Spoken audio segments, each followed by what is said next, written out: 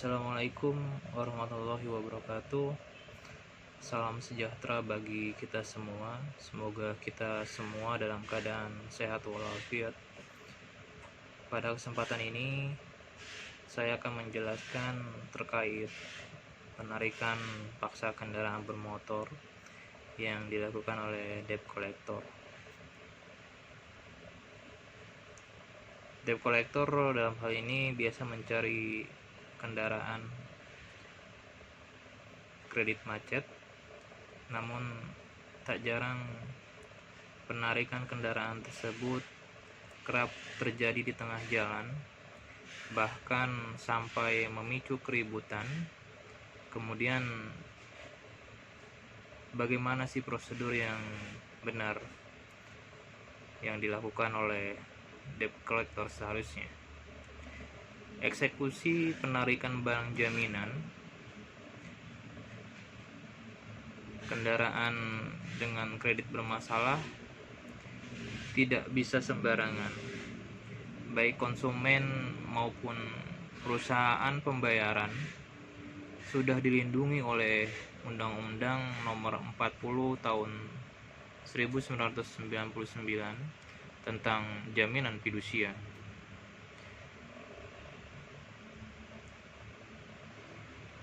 Bahwa ada 4 aturan debt collector apabila terdapat debitur yang mengalami tunggakan. Yang pertama adalah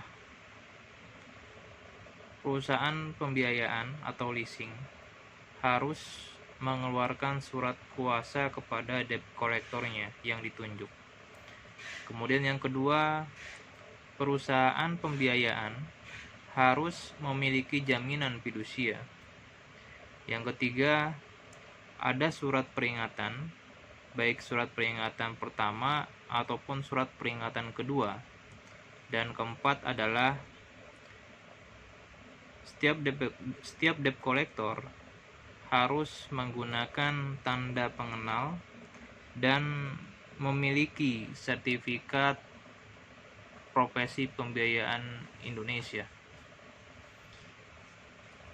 Ini juga harus dipahami oleh kita semua bahwa debt collector yang menarik kendaraan secara paksa dari pemilik yang sah adalah merupakan perbuatan pidana,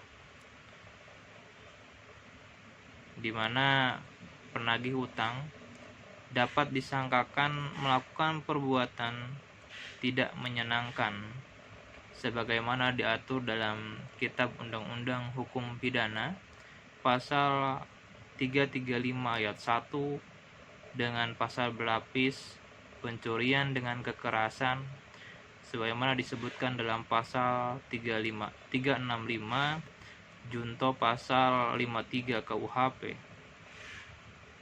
Prosedur penarikan kendaraan bermotor yang kreditnya bermasalah telah diatur dalam Undang-Undang Nomor 42 Tahun 1999 tentang jaminan fidusia. Undang-undang tersebut menerangkan bahwa fidusia adalah pengalihan hak kepemilikan suatu benda atas dasar kepercayaan dengan ketentuan bahwa benda yang hak kepemilikannya dialihkan tersebut tetap dalam penguasaan pemilik benda.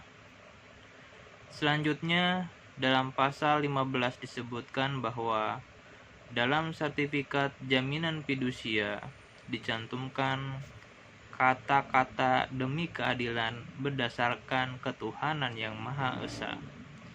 Sertifikat jaminan fidusia mempunyai kekuatan eksekutorial yang sama dengan putusan pengadilan yang telah memperoleh kekuatan hukum tetap, dan apabila debitur cedera janji, penerima fidusia mempunyai hak untuk menjual benda yang menjadi objek jaminan fidusia atas kekuasaannya sendiri.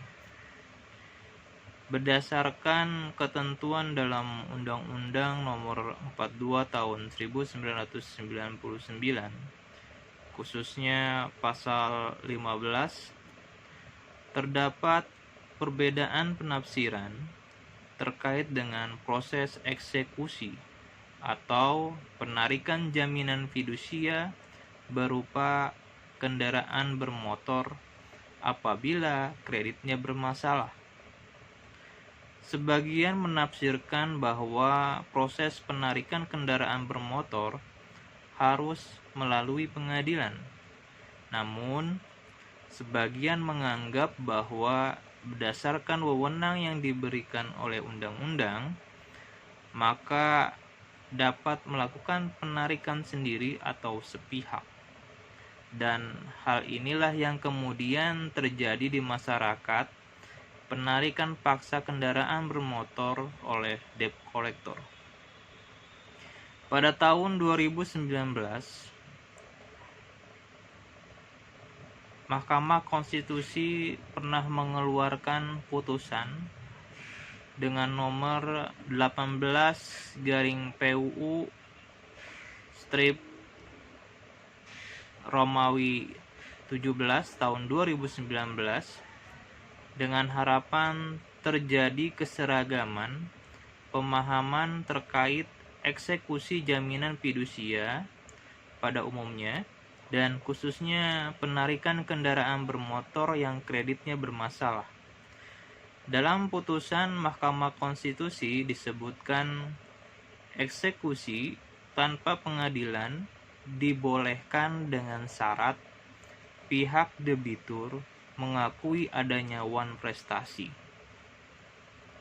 Sepanjang pemberi hak fidusia atau debitur telah mengakui adanya cedera janji atau wan prestasi dan secara sukarela menyerahkan benda yang menjadi objek dalam perjanjian fidusia, maka menjadi kewenangan sepenuhnya bagi penerima fidusia atau kreditur untuk dapat melakukan eksekusi sendiri atau parate eksekusi.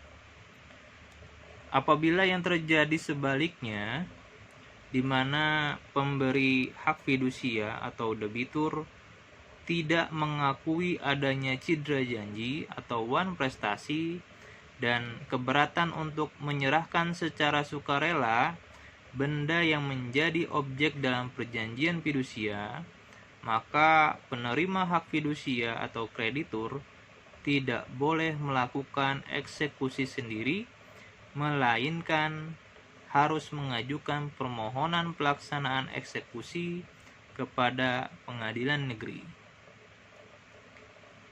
Dengan adanya putusan Mahkamah Konstitusi tersebut, ternyata dalam praktek penarikan kendaraan bermotor yang kreditnya bermasalah masih terjadi perbedaan penafsiran dalam proses eksekusinya. Sebagian berpendapat bahwa semakin jelas eksekusi atau penarikan wajib melalui pengadilan, sementara sebagian yang lain menganggap bahwa eksekusi atau penarikan boleh dilakukan langsung oleh pihak kreditur ataupun melalui debt collector, sepanjang telah ada kesepakatan terkait cedera janji dan kesepakatan penyerahan jaminan fidusia atau kendaraannya. Berdasarkan informasi tersebut, dapat disimpulkan bahwa eksekusi atau penarikan kendaraan bermotor yang kreditnya bermasalah masih terdapat perbedaan pendapat terkait teknis pelaksanaannya. Walaupun telah ada putusan Mahkamah Konstitusi nomor 18 garing PUU strip Romawi 17 garing 2019, namun ada hal-hal yang telah disepakati bahwa proses eksekusi atau penarikan kendaraan oleh debt collector harus dilengkapi dengan adanya sertifikat fidusia, adanya surat kuasa atau surat tugas penarikan, adanya kartu sertifikat profesi, dan kartu identitas. Demikian penjelasan dari saya terkait penarikan paksa kendaraan bermotor oleh debt collector, dan mohon maaf jika ada kata-kata yang kurang berkenan. Semoga penjelasan yang saya sampaikan bisa memberikan manfaat bagi kita semua. Atas perhatiannya saya ucapkan terima kasih.